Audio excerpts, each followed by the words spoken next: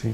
Bueno, el caso es un caso, tú lo decías, ¿no? Es decir, aparece de pronto, gracias a políticas bien específicas, en este caso de Lula, que hoy día las hereda Dilma, una gran clase media, pero que está también, cuidado, en una situación de incertidumbre, ¿no? Es decir, no es una clase media alta, sino que una clase media que todavía está preguntando si es posible caer de nuevo, digamos. Es una clase media con problemas, que además tiene que enfrentar, y eso para mí en el caso de Brasil me parece muy relevante, porque se asemeja mucho a lo que pasa en grandes ciudades como Santiago también, la problemática de la vida cotidiana. Ayer, perdón, Río de Janeiro, Sao Paulo son Voy a contar una cosa. Ayer veía un reportaje que se llama, un programa, después de las telenovelas en Globo, que se llama Reporter. Y mostraba hacía una gran radiografía a esta protesta y a la movilización en varias ciudades, pero recorrían, por ejemplo, con un grupo de estudiantes Sao Paulo en metro. Mira, es un desastre. Sí. O sea, si nosotros nos quejamos acá, que evidentemente tenemos muchísimos problemas... Además es un monstruo de metro, es gigantesco. Los guardias que, imágenes de guardias que garantizan la seguridad en los andenes, pegándole a las personas, pegándole para que puedan entrar en los vagones. Tomaba el tiempo el periodista junto a este grupo de estudiantes, prácticamente 2 horas y 40 minutos para poder llegar desde un punto de Sao Paulo hasta el lugar de estudios. La persona era una estudiante de Derecho, volvía a las 11 de la noche, ahí todo más despejado, pero por las mañanas era un desastre. La verdad es que los temas asociados a la vida cotidiana y a una clase media que tiene que sostener a través de la carga tributaria muchas de las políticas sociales, es el gatillante para lo que estamos viendo, y tiene una lógica muy clara. De hecho, Río de Janeiro, ¿no?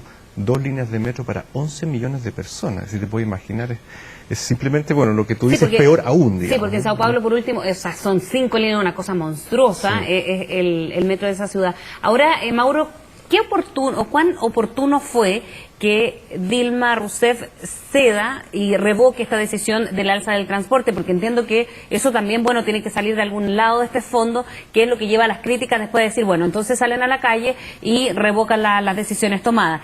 ¿Qué es lo que viene ahora? O sea, hay que ceder, las autoridades tendrán que ceder a cada petición de los ciudadanos ahí en las calles. Muy buena pregunta, Fresia. Yo lo que temo, digamos, como sociólogo, es que no tengamos claridad respecto de cuáles son esas reivindicaciones, porque parte con una cosa muy clara y muy puntual a la que se accede, digamos, rápidamente, se resuelve el problema del alza del transporte, que eran 20 centavos, que era una cosa bastante poca, digamos, ¿sí? Estos movimientos que son de clase media, pero además tienen otras características muy propias, no tienen líderes, ¿sí? Visibles, carismáticos, no tienen orgánica, no tienen organización con las cuales el gobierno pueda dialogar, ¿sí? Transar, ¿sí? Es casi como todo o nada. Tiene una estructura sindical. Claro, es muy distinto al movimiento proletario, a la revolución proletaria que uno conocía, que uno se sienta, qué sé yo, etcétera. Esto puede terminar efectivamente, por las características que tiene, en una reforma global de Brasil, una revolución incluso. No lo digo, digamos, de manera entusiasta, sino solamente, básicamente por lo contrario, que puede efectivamente desestructurar la sociedad brasileña, precisamente porque no hay con quién discutir. Por lo tanto, la pregunta para el gobierno de Dilma Rousseff es: ¿con quién? ¿Qué cosa? ¿Sí? Negocio. Ese es el tema. Hoy día en realidad tengo mucha gente en la calle, tengo desde gays, digamos, protestando por una ley o por una política que los trata, digamos, como enfermos, como una enfermedad la homosexualidad, hasta cuestiones que tienen que ver con educación, con salud, etcétera, etcétera. ¿Cómo asumo esto políticamente? Estableciendo paralelismo, la primavera árabe terminó con los gobiernos abajo y con algunos países que todavía no se encuentran en su renacer político. Tengo el caso de Egipto, que todavía, si uno va a la Plaza Tahrir o revisa algunas imágenes, todavía hay demasiada convulsión, una junta militar transitoria, etcétera. Sí. ¿Cómo se puede resolver lo que tú señalabas? Un cuestionamiento amplio de gente en la calle, sin rostros visibles o sin interlocución, a lo mejor concreta para un gobierno, y sin un programa definido. Sin un programa, no hay una ideología detrás. O sea, es muy difícil, digamos, confrontar esto, sobre todo además en el caso de Dilma Rousseff.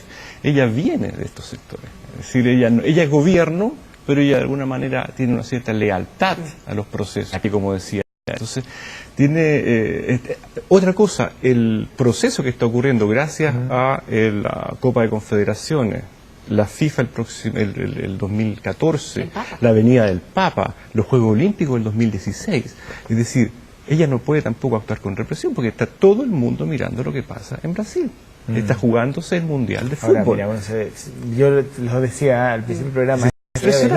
Cuando se ganan la Copa del Mundo, cuando se ganan los Juegos Olímpicos y cuando van a organizar el Encuentro Mundial de la Juventud hace muchísimos, 2, 3 años, cuando ya esto se comienza a expandir como Brasil, como una plataforma para estos eventos masivos, uno se preguntaba, yo que voy muchísimo, pero ¿es posible cuando uno llegaba, y lo decía yo, a Guarulhos o a Galeão, el aeropuerto de Río, cuando había goteras, por ejemplo, claro, en el aeropuerto, la estructura setentera, debilitada, pilares con por ejemplo, toda la infraestructura en Brasil vial está muy dañada. Y uno se preguntaba, cuando revisaba, por ejemplo, el precio de computadores, de los iPhone, con una carga tributaria altísima, en Brasil un café vale $1, pero tú estás pagando 60 centavos de real y solamente en impuestos. Sí. ¿A dónde se va ese dinero fiscal? ¿Dónde está la plata? Si eso es lo que se pregunta hoy día la gente en la calle. Si tú te compras un café y estás pagando el 40, el 50, el 60% de impuestos, ¿dónde está esa plata?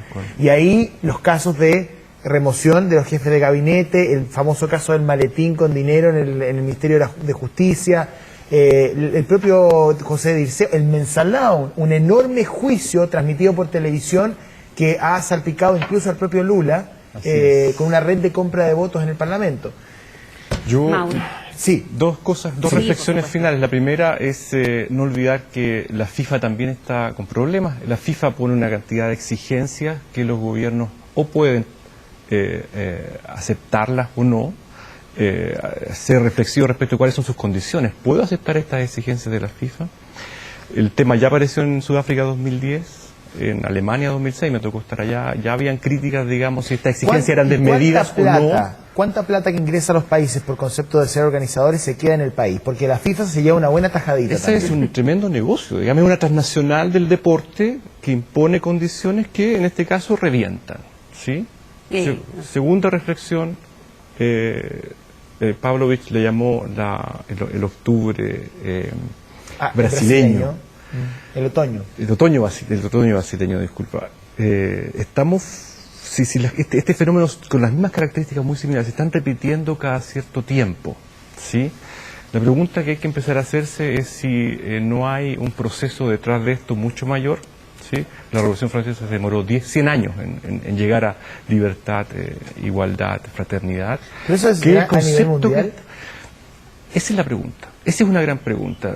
Son similares procesos en diferentes lugares, características similares. ¿Podemos hacer una lectura planetaria? No sé. Primavera árabe, Túnez, Egipto, Libia, España, Grecia, por razones distintas, razones locales, pero estamos viendo a eso hay que estar atentos, yo creo. Si no se está generando algo que lucha por manifestarse, que le cuesta encontrar un concepto, un vocabulario, porque evidentemente son procesos que van fracasando, que pueden terminar en algo más peor a lo que tenían antes, digamos, pero que visto de una perspectiva global pueden tener una lógica que nosotros no sacamos. Hoy día no somos capaces de ver. Uy, pero ha corrido el tiempo. Sí, bueno. De manera, sí. Muchas gracias por haber estado con nosotros. Gracias a ustedes. Vamos a una pausa.